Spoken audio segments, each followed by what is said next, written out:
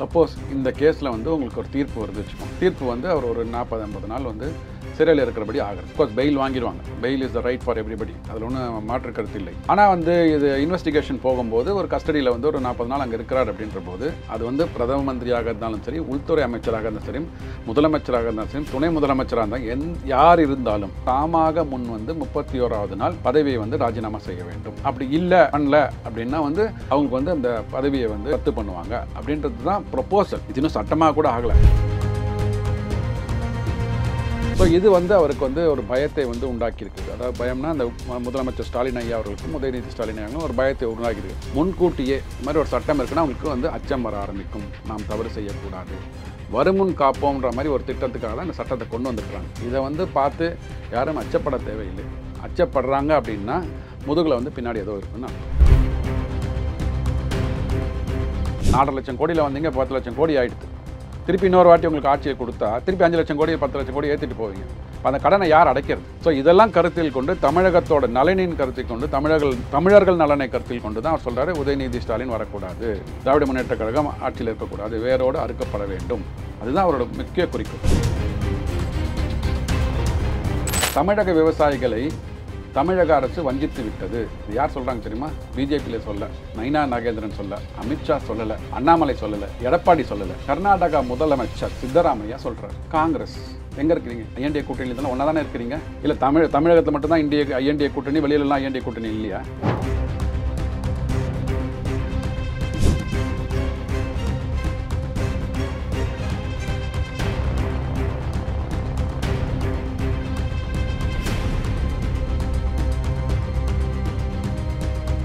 Real one நேயர்களுக்கு வணக்கம். இன்று நம்மளுடைய நேர்காணலுக்கு அரசியல் விமர்சகரான திரு சுப்பிரமணியன் அவர்கள் இணைஞ்சிருக்காங்க. சார் வணக்கம். வணக்கம். வணக்கம் தமிழ் சார், நேற்று நெல்லையில் அமித்ஷாவினுடைய விசிட், கிட்டத்தட்ட 25,000 பேர் வந்து அந்த மீட்டிங்க்கு வந்து கூடுனாங்க. அதாவது தென் தமிழகத்தில் இருக்கக்கூடிய மாவட்டங்களில் இருக்கக்கூடிய பாஜக நிர்வாகிகள் எல்லாருமே கூடுனாங்க அப்படிங்கிற மாதிரி செய்திகள் மூலியமாக அறிய முடியுது. இதில் என்ன கேள்வி அப்படின்னா, ஓவரால் அந்த மீட்டிங்கில் உதயநிதி பயங்கரமாக கார்னர் செய்யப்பட்டிருக்காரோ அப்படிங்கிற ஒரு கேள்வி வருது. ஏன் இந்த ஒரு கேள்வி வருதுன்னா, அமித்ஷா திமுக அடுத்து உதயநிதியை முதலமைச்சர் ஆக்கிடலாம் அப்படிங்கிற ஒரு கனவுல இருக்காங்க. அதற்கு நம்ம வந்து இடம் கொடுக்கக்கூடாது அப்படிங்கிற மாதிரி ஒரு விஷயத்த பேசியிருந்தார். இந்த பக்கம் பார்த்தீங்க அப்படின்னா ராகுல் காந்தியும் பிரதமர் ஆகக்கூடாது, முடியாது அப்படிங்கிற மாதிரி ஒரு விஷயத்த வந்து சொல்லியிருந்தாங்க. நெல்லையில் தமிழ்நாட்டில் நடந்த ஒரு ஃபங்க்ஷன் அப்படிங்கிறதுனால உதயநிதியை பற்றி பேசலாம். அண்ணாமலையும் ஏறத்தாழ அந்த மாதிரியான ஒரு விஷயத்த தான் பேசியிருந்தார்.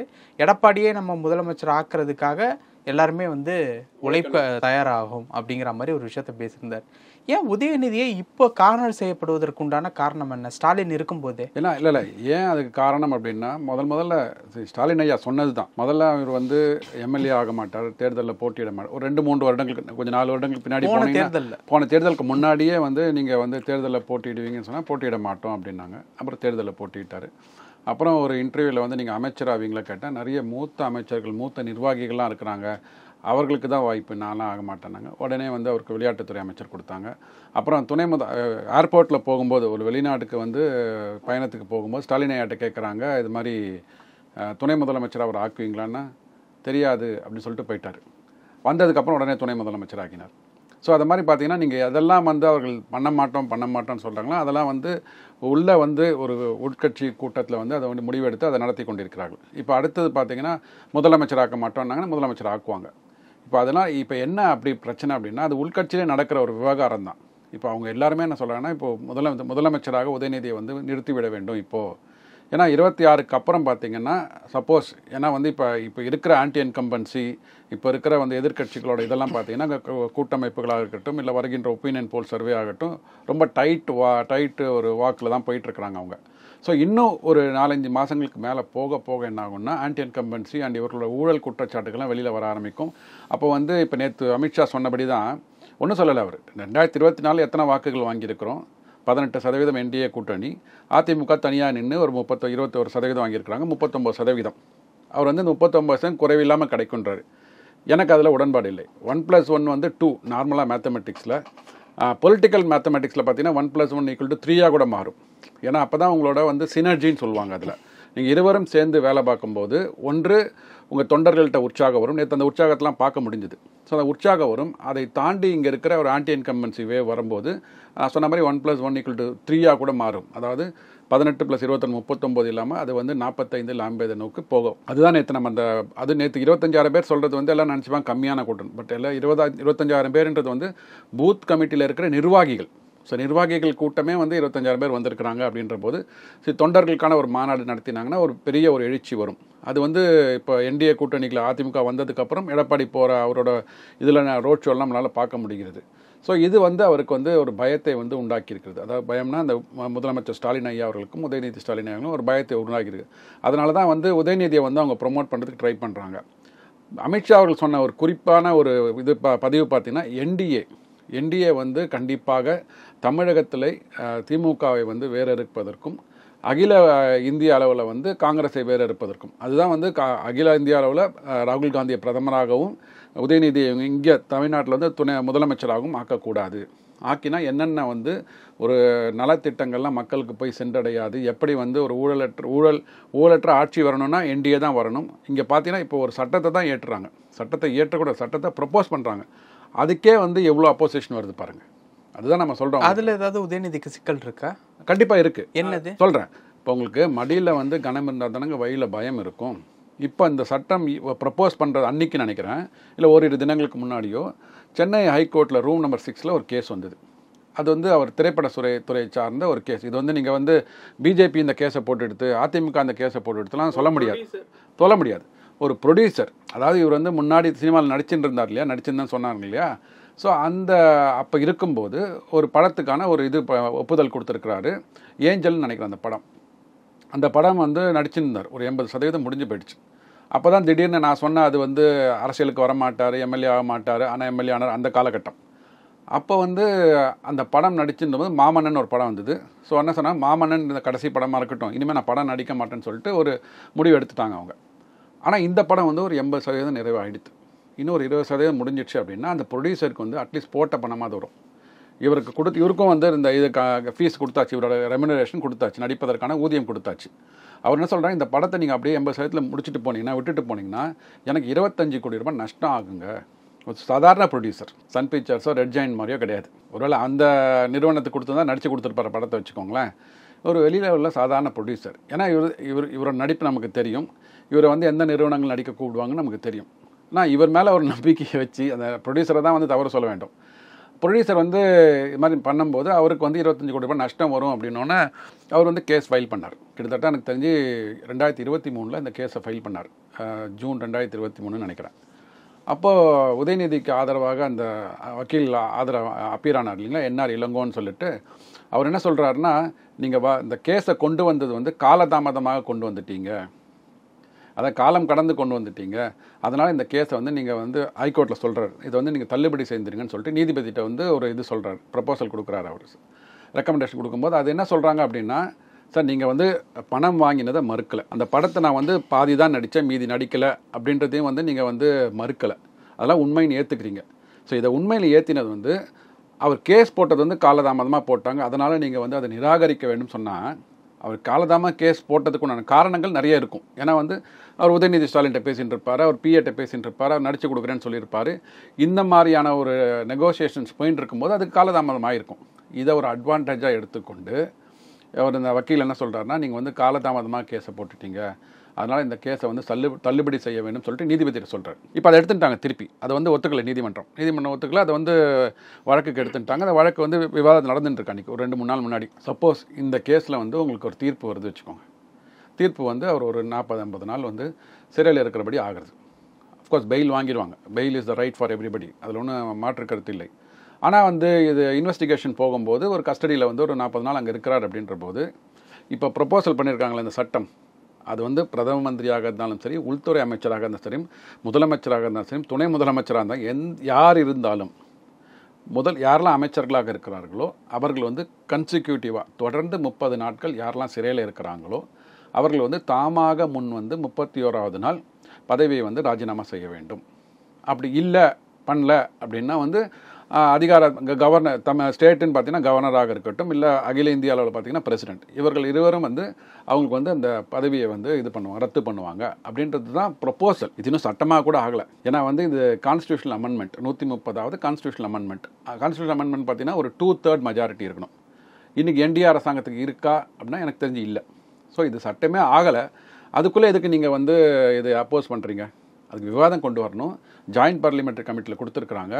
நீங்கள் 30 நாள் பத்தாதுங்க, தவறு, 30 நாளுக்குள்ளே எங்களுக்கு பெயில் வாங்க முடியாது, 6 மாதம் கொடுங்க, 1 வருஷம் கொடுங்க, அப்படி சொல்லுங்கள். அதாவது இது வந்து 2029 நீங்கள் நினைக்கிற மாதிரி இந்திய கூட்டணி மாதிரி ஐஎன்டிஏ கூட்டணி அவங்களே ஆட்சிக்கு வராங்க வச்சுக்கோங்களேன். ராகுல் காந்தி சொல்லிட்டு இருக்கிற நாங்கள் தான் வரப்போகிறோன்னு நீங்கள் வந்துட்டாங்க, ஒரு கால் வந்துட்டா கூட அந்த சட்டம் உங்களுக்கும் செல்லுபடி ஆகும்ல. முன்னால் வந்து யாரெல்லாம் வந்து தவறு இழைத்தார்களோ என்டிஏ அரசாங்கம் அவங்கள நீங்கள் பிடிச்சி உள்ளே போடலாம் இல்லையா? அதற்கு தானே ஏதுவாக இருக்கிறது. இதில் வந்து இது வந்து 2029 மட்டும்தான் இந்த சட்டம் செல்லுபடியாகும், அப்புறம் காலாவதி ஆகும் சொல்லலையே. இந்திய அரசாங்கம் இருக்கிற வரைக்கும், இந்த அரசியல் சாசனம் உயிரோடு இருக்கிற வரைக்கும் இந்த சட்டம் செல்லுபடியாகும். சட்டத்தை ப்ரொப்போஸ் பண்ணியிருக்காங்க. ஸோ இதை மாதிரி பார்த்தீங்கன்னா இப்போ பொன்முடியாக இருக்கட்டும், இல்லை செந்தில் பாலாஜி ஐயாவாக இருக்கட்டும், நிறைய பேர் மேலே அந்த ஊழல் குற்றச்சாட்டுகள் போயின்னு இருக்கு. ஐ பெரியசாமி ஐயா வீட்டில் இப்போ ரைடு நடந்திருக்கு இல்லைங்களா?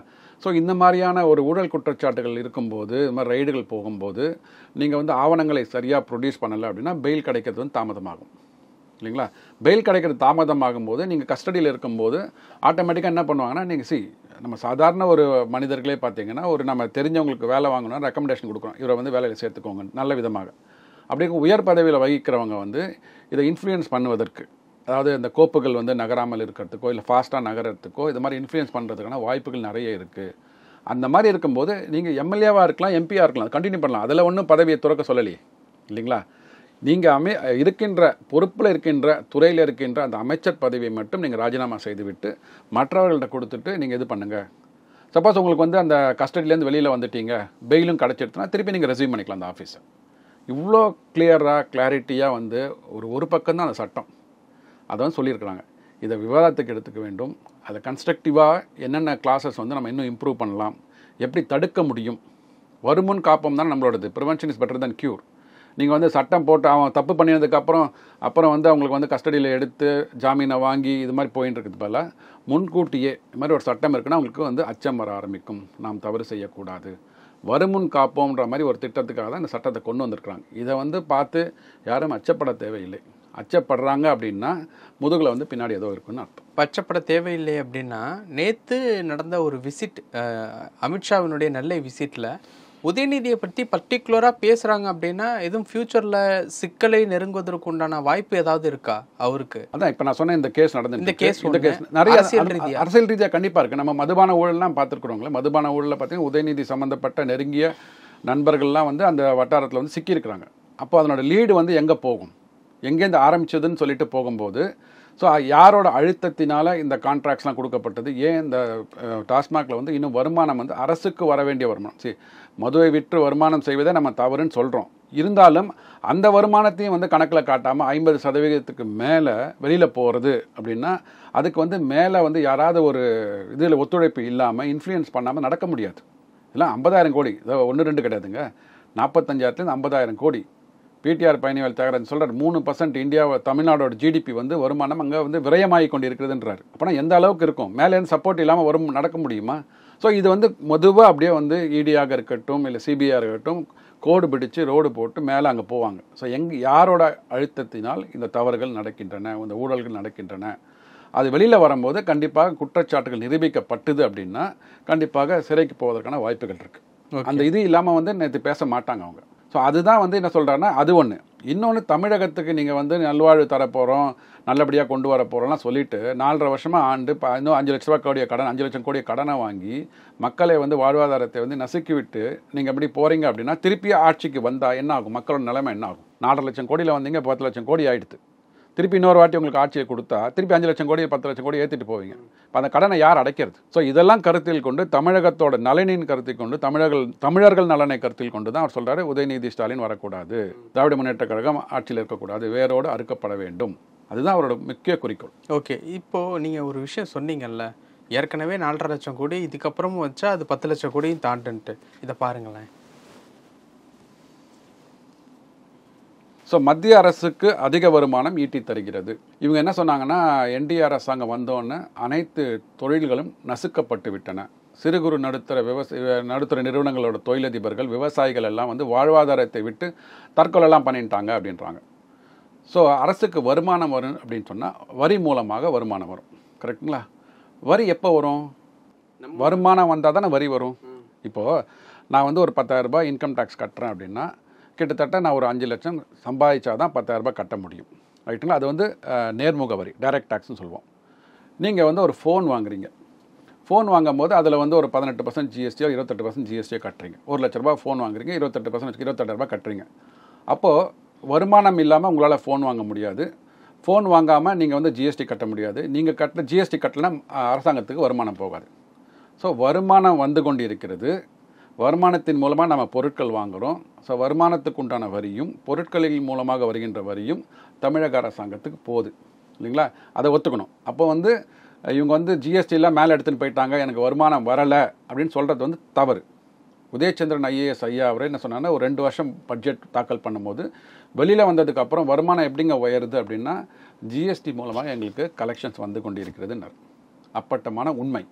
அதை வந்து பட்ஜெட் டாக்குமெண்ட்டில் பார்த்துக்கலாம். ஸோ நீங்கள் சொல்கிற பொய், ஜிஎஸ்டினால் வந்து தொழில்கள் முடங்கி விட்டன, மக்கள் வந்து நசிந்து விட்டனர், அதெல்லாம் தவறு. ஸோ வருமானத்தை நீங்கள் வந்து மேலே கொடுக்குறீங்க. ரைட்டுங்களா? வரி பகிர்வு மூலமாக 41% உங்களுக்கு வந்து அங்கேருந்து வருது. 41% ஒட்டுமொத்த மாநிலங்களுக்கும். அதாவது நம்ம 100 ரூபாய் ஜிஎஸ்டி கட்டுறோன்னா 50 ரூபாய் முதல்ல வந்து ஸ்டேட் கவர்மெண்ட்டுக்கு போயிடும், தமிழக அரசாங்கத்துக்கு போயிடும். மீதி இருக்கிற 50 ரூபாயில் தான் வந்து 41% மாநிலங்களுக்கெல்லாம் பிரித்து கொடுக்குறாங்க. எல்லா மாநிலங்களும் பிரித்து கொடுக்குறாங்க. அது மீதி இருக்கிற ஒரு 29 பைசா மட்டும்தான் வந்து மத்திய அரசாங்கம் 28 ரூபாய் இல்லை 28 ரூபாய் 29 ரூபாய் வச்சுக்கொண்டு மத்திய அரசாங்கம் அனைத்து மாநிலங்களுக்கும் நலத்திட்டங்கள் கொடுக்குறாங்க. ஸோ இப்போ 41% வந்து இவர் என்ன சொன்னார்னா, இப்போது இந்த 16th ஃபினான்ஸ் கமிஷன் ரெக்கமெண்டேஷனுக்காக 50% உயர்த்தணும்னாங்க. சரி, வரவேற்கக்கூடிய விஷயம். ஆனால் பக்கத்தில் உள்ள கர்நாடகா 60% கேட்குறாங்க. நீங்கள் ஏன் 60% கேட்கல? மாநில உரிமைகளை நீங்கள் தான் காப்போன்னு சொல்கிறீங்கல்ல. ஐஎன்டிஏ கூட்டணியில் 2 பேரும் ஒன்றா தானே இருக்கிறீங்க. ஒரு ப்ரப்போசலை கொடுக்கும்போது மத்திய அரசாங்கத்துக்கு பேசி தானே கொடுக்கணும். காமன் மேனிஃபெஸ்டோ, காமனாக இருக்கிறீங்க, ஒரு காமன் மினிமம் ஒர்க் ப்ரோக்ராம் வச்சு வேலை செய்கிறீங்க. நீங்கள் ஏன் 50% கேட்குறீங்க, அவங்க ஏன் 60% கேட்குறாங்க? அப்போ மாநில உரிமைகளை யார் விட்டு கொடுத்தது? நீங்கள் தானே. இப்போ இன்னைக்கு காலையில் ஒரு சர்ச்சை ஓடிக்கொண்டிருக்கிறது. தமிழக விவசாயிகளை தமிழக அரசு வஞ்சித்து விட்டது. இது யார் சொல்கிறாங்க தெரியுமா? பிஜேபியில் சொல்ல, நைனா நாகேந்திரன் சொல்ல, அமித்ஷா சொல்லலை, அண்ணாமலை சொல்லலை, எடப்பாடி சொல்லலை, கர்நாடகா முதலமைச்சர் சித்தராமையா சொல்கிறார். காங்கிரஸ் எங்கே இருக்கிறீங்க? ஐஎன்டிஏ கூட்டணி இதெல்லாம் ஒன்றா தானே இருக்கிறீங்க. இல்லை தமிழகத்தில் மட்டும்தான் ஐஎன்டிஏ கூட்டணி, வெளியிலலாம் ஐஎன்டிஏ கூட்டணி இல்லையா? அது மாதிரி நான் எதுவும் பார்க்கல. அவர் என்ன சொல்கிறாருன்னா, மேகதாது அணையை வந்து கட்டுறதுக்கு வந்து நீங்கள் வந்து தடுக்கிறீங்க எங்களை. 177 டிஎம்சி நாங்கள் கொடுத்துட்ருக்கோம் சுப்ரீம் கோர்ட் ஆர்டர் படி.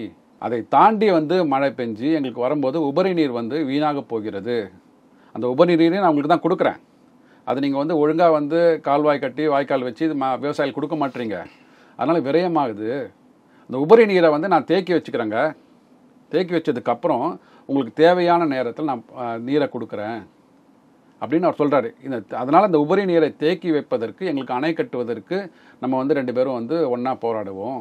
இதை தடுக்கிறதுனால தமிழகத்தோட வாழ்வாதாரம், விவசாயிகளின் வாழ்வாதாரம் நசுக்கப்படுகிறது.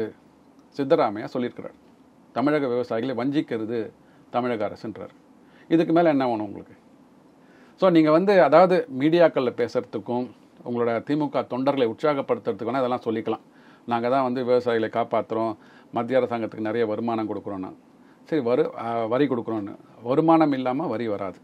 ஸோ அதனால் நீங்களே இன்டெரக்டாக ஒத்துக்கிறீங்க. இந்திய அரசாங்கம் கொண்டு வந்த நலத்திட்டங்களாக இருக்கட்டும், இல்லை வந்து டேக்ஸ் ரிஃபார்ம்ஸாக இருக்கட்டும், அதன் மூலமாக வருமானம் உயர்ந்து கொண்டு வருகிறது. இல்லைனா எப்படி தமிழகம் வந்து நம்பர் 1 இன் ஜிடிபி ஆக முடியும்? 11.19% வளர்ந்துருக்குன்றாங்க இல்லையா? இங்கே தான் வரியே கிடையாதுன்னு சொல்லியாச்சு. எல்லா அதிகாரத்தையும் மேலே எடுத்துகிட்டு போயிட்டான்ட்டாங்க. இப்போ மேலே போன அதிகாரத்தின் மூலமாக வரி பகிர்வு இங்கே நடக்கலை அப்படின்னா, இல்லை அவங்க வந்து அமுல்படுத்திய சட்டத்தின் மூலமாக தமிழக அரசாங்கம் வரி வரலை அப்படின்னா, எப்படி நீங்கள் வந்து முதல் மாநிலமாக ஆகிருக்க முடியும்? ஒன்றுன்னா வந்து ஒரு டம்ளரில் சொல்லுவாங்க, ஒரு பாதி டம்ளரில் தண்ணி இருக்கும், மீதியில் வந்து காற்று இருக்குன்னுவாங்க. இவங்க பேசும்போது வந்து டம்ளர் ஃபுல்லாக தண்ணி இருக்குன்னுவாங்க. இன்னொருத்தண்ட ஆளுங்கட்சி பேசும்போது தண்ணி இருக்குன்னுவாங்க, எதிர்கட்சியாக பேசும்போது காற்று தாங்க இருக்குன்னுவாங்க. இது வந்து மடைமாற்றம் இது பண்ணுறது, மக்கள்கிட்ட வந்து எதை எடுத்துக்கொண்டு செல்ல வேண்டும் என்று இன்றைக்கி மீடியாக்கள்லாம் அவங்க கையில் இருக்குது. அதனால் மக்களுக்கு எதை எடுத்துன்னு போனது மட்டும் அதை எடுத்துன்னு போகிறாங்க. ஆனால் இன்றைக்கி இப்போ இருக்கிறத பார்த்தீங்கன்னா என்டிஏ கூட்டணி வந்து ஒரு பலமாக வந்து அமைந்து விட்டது. இன்னும் சில கட்சிகள் வருவதற்கான வாய்ப்புகள் இருக்குது. இன்னும் 2-3 மாதங்களுக்கு அப்புறமா தேர்தல் பரப்புரை வந்து சூடு பிடிக்கும் போது கண்டிப்பாக இவர்கள் செய்த குற்றங்கள், மக்களுக்கு செய்ய தவறிய நலத்திட்டங்கள்லாம் வெளியில் வர ஆரம்பிக்கும். பல விஷயங்கள் பேசணும். நேரத்துக்கு ரொம்ப நன்றி சார். நன்றி.